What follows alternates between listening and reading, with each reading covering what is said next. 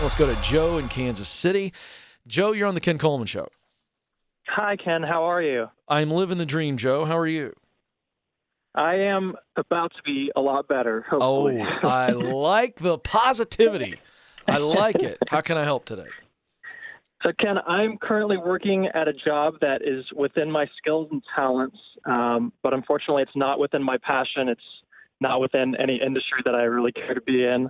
I'm working for a very tumultuous company. I'm miserable going every day, and I've kind of seen that the company's been going down for several months now. So I know I need to get out, but I'm very, very well compensated. And so I'm scared to quit because I'm pretty conservative when it comes to finances, and I don't really have anything lined up next. So even though I'm miserable, I'm still just going with it because I am you don't have anything really lined up to lose my income. Exactly. Yeah, you're scared. You're not an idiot. That's the bottom line. And so it's okay. It's okay to be scared. So this is a very simple solution, Joe. You got to line something else up, because here's what's going to happen. Even though you're not an idiot, at some point the misery is going to overwhelm you. Mm-hmm. You understand what I mean? And at some point the heart and the soul will overpower the brain. And even worse, if this is a tumultuous company, as you say, they're going downhill, they may dictate to you.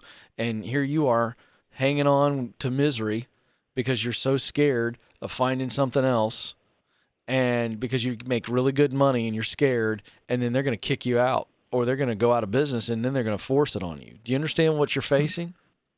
Yeah, I do. So no longer are you going to just sit pat because you're so scared to make a move. You're going to have to make a move. You know you need to make a move.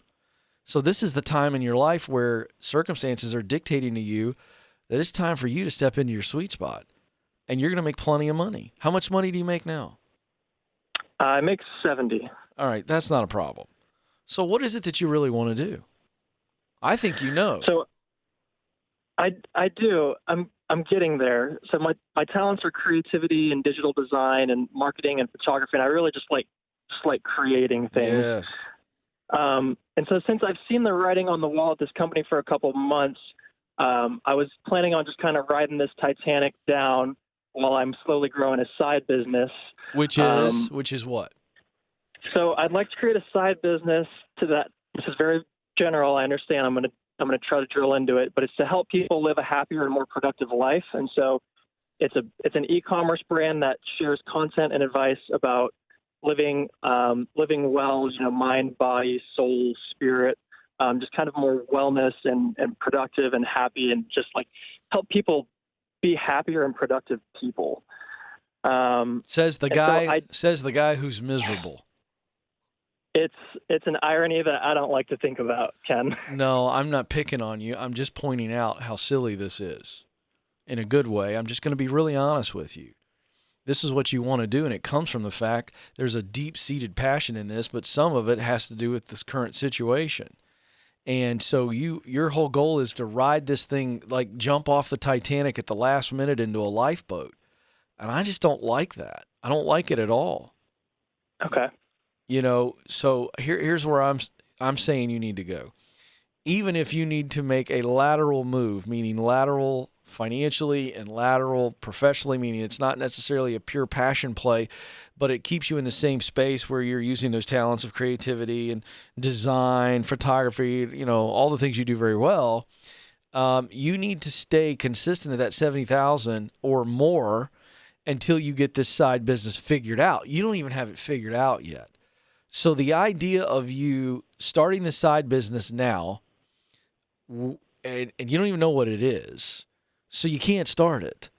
And then that's going to somehow, afford you an opportunity in the next 3-4 months. I think that's what you said. Right. That's not realistic. So that's just not smart. Okay. So I'd rather you say, where is it that I ultimately want to end up? If it is the side business, which you don't know what it is yet. But I mean, you see what I'm saying? You need to spend some time going, what do I want to be when I grow up? Where do I want to be in 10, 15, 20 years from now? Does the side business that becomes my own business, is that the path? And I'm fine, Joe, if that's the case. But I think there's you just got to be really honest with yourself right now. You're not being realistic. Do you understand what I'm saying? Yeah, I do. So I want you to be realistic. So you've got some more discovery to do on what the side business is, meaning you've written out a pretty high-level purpose statement. I'm fine with that. Let me give you some love, okay? Because I'm not trying to be tough, but this is super important, man. You don't want to make another mistake that compounds your misery, and you're headed towards that. So I want you to drill down on that high-level statement you gave me and start asking yourself, how am I going to make their life better? What is the specific content? What's my philosophy? What's my methodology? Who do I most want to help? What problem do I want to solve? Because you can't say, I just want to help everybody. No. Right. See, who does you just tell me, who does the Ken Coleman Show help? You describe them. Who do I help? Who is my core listener? Who are they? People like me who are struggling with what they want to do with their life. Right. So I'm not trying to be all things to all people. I'm trying to help you. Yeah. So you have to be very clear. And so because I know that I want to help Joe, I know what my philosophy is, and I know what my methodology is. And so everything is consistent. So you've got to do the homework on that. And I think you're close. All things being equal, I think you have a really good general direction. This is just you staring at it every day. There's a psychology behind this. When you look at something and focus on something, it reveals itself all around you. So by you getting that, I'm going to call it a 50,000 foot statement, bouncing around in your head all the time, and to where you can just repeat it without even thinking. And then you go, how am I going to do that? I mean, what specifically am I going to do? What's going to be my unique selling proposition? How am I going to distribute this? What's the commerce engagement look like? Well, you gotta do your homework. You're not there yet. So you are in a toxic job. You're making good money. I would only hang around there long enough to maybe move into something else in your talent area. But here's what I know. If you're in a non-toxic environment, Joe, even if it's not your sweet spot and you're not totally doing work you're passionate about, but you're doing work you're good at, that's a healthy place. And that'll give you more time to develop what I told you need to develop. So that's the lateral move, not leaving where you're at to start a company that you're not even sure what it is.